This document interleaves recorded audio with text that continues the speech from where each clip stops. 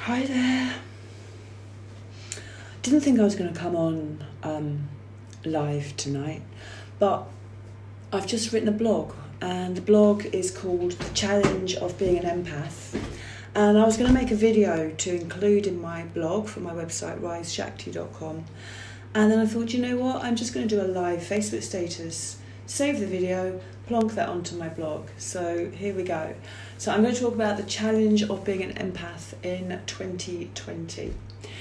So basically what's happened for me is that I have, yesterday I just had a whole nervous system kind of breakdown, and I very, very intuitively knew that when I'm not working from the deepest part of who I am, when I'm not absolutely grounded and working from that place of depth, that I'm not being authentic, and that it's time to literally close the doors and go into my cave and into my self-nurture and my self-love place. So that's what I did.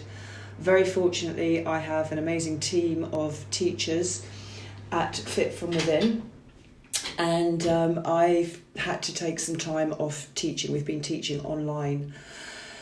And being an empath at this moment in time in 2020, with what we're going through at the moment, is actually the opportunity for us to step into our leadership, which I've spoken about so much, but it's also really, really, really important that we balance it out with doing what a highly sensitive person, an empath, needs to do, and that is to kind of close the doors and spend some time going within, because that's what we need to do to be true to ourselves.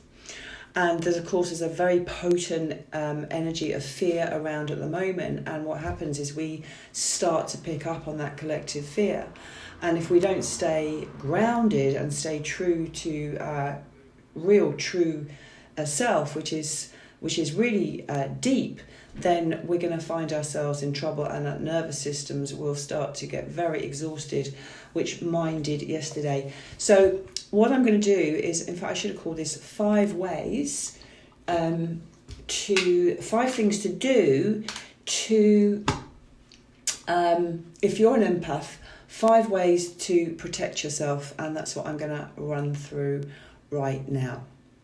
So number 1 is to accept yourself and accept that you are a highly sensitive person, that you are an empath, and don't try to be what you're not, because if you resist being who you naturally are, then you are immediately going to find that you've got this battle going on between trying to be how you think the world wants you to be, or how you think you're supposed to be, even if friends and family start to question you or call you crazy or whatever they might do.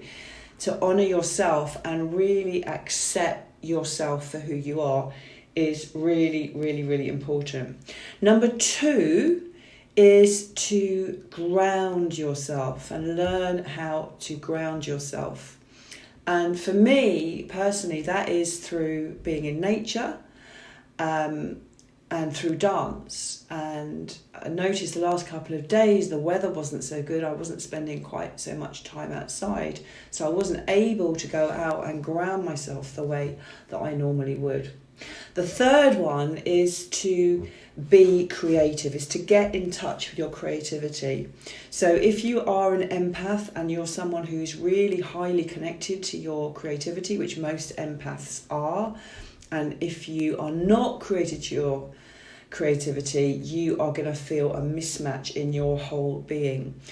And what I really recommend a lot of my clients to do, because a lot of the clients that I work with are also highly sensitive people, is to really give yourself time to find something that you can create, to get into your creativity without feeling that it's something that you've got to create to share with the world. So it literally could be putting some music on and going in the living room and just expressing yourself through dance, Or it could be expressing yourself through a painting. And even if you don't normally paint, you might just want to go and grab some crayons or go and order something from Amazon, some paints or something, get yourself a big piece of paper and just create something so that you're connecting to that really potent, powerful life force energy that all empaths need to connect to in order to feel human, because we're so deep and we just don't do small talk. We don't do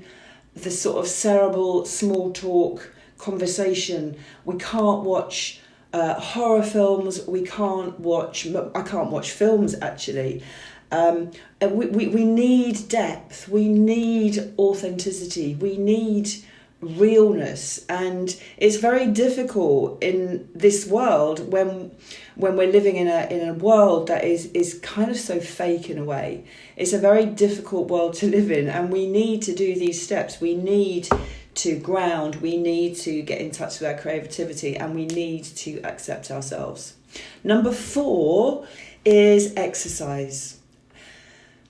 Coming into your body, being in the body, being embodied, so important. It doesn't matter what exercise it is, because I love being in nature. Just walking in nature is exercise, but speeding it up a bit to get a pulse rate. I've got to go out for my second dog walk shortly. It's getting dark now. Whether it's dancing, running, jogging, there's not a lot else to do at the moment. You can't go to the gym. You probably can't play tennis or golf. So it's kind of walking or running now. Being in nature, moving, dancing. Make sure you do it. And number 4 is to reset and replenish. Reset and replenish. So as I have done for myself yesterday, I have taken some time off work. I'm taking some time off work. My clients luckily are very understanding, and I have some great teachers that are covering my classes. Because if I don't reset and replenish myself, I have nothing to give. And when you're an empath, when you're a giver, when you're constantly there for other people, it is so important to tune in to your own needs. It's so important to really honour yourself and treat yourself the way that you would treat others, the way that you would treat a precious child. And that gives you the opportunity just to reset and come back. And I know not everybody is able to do this. If you're working from home, perhaps if you're an empath and you're not doing a job that you love, there may be some depression, there may be anxiety just around the way your life is at the moment and what's happening at the moment, because we're going through this awakening period. You know, this will quite probably be your time to step into all the things I've listed above and to discover what your purpose is here. And myself and a friend of mine are going to be running some really amazing retreats and workshops online, so that you can actually discover what it is that your gift to the world is and what it is that you want to do. So stay tuned for that.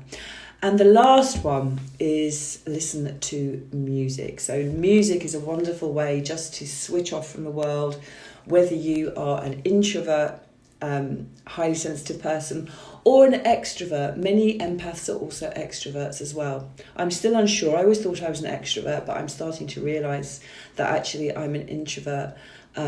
Coming across sometimes as an extrovert, but really needing a lot of time on my own. So many of us extroverts, many of us empaths at the moment are really absolutely enjoying this time of self-isolation, because we don't have to be out there. It's a wonderful excuse to be really nourishing yourself and spending time with yourself, going inward and being with yourself. So I hope that was useful. Please share this with anybody. As I said, I'm just written a blog today about being an empath in 2020, and that was 5 ways to really nurture yourself if you are an empath. If you didn't know you were an empath, you probably do, but if you didn't know, maybe you can relate to some of that. Thank you for listening. Please share and like and comment on this video, and I'll see you again soon. Lots of love. Take care. Bye.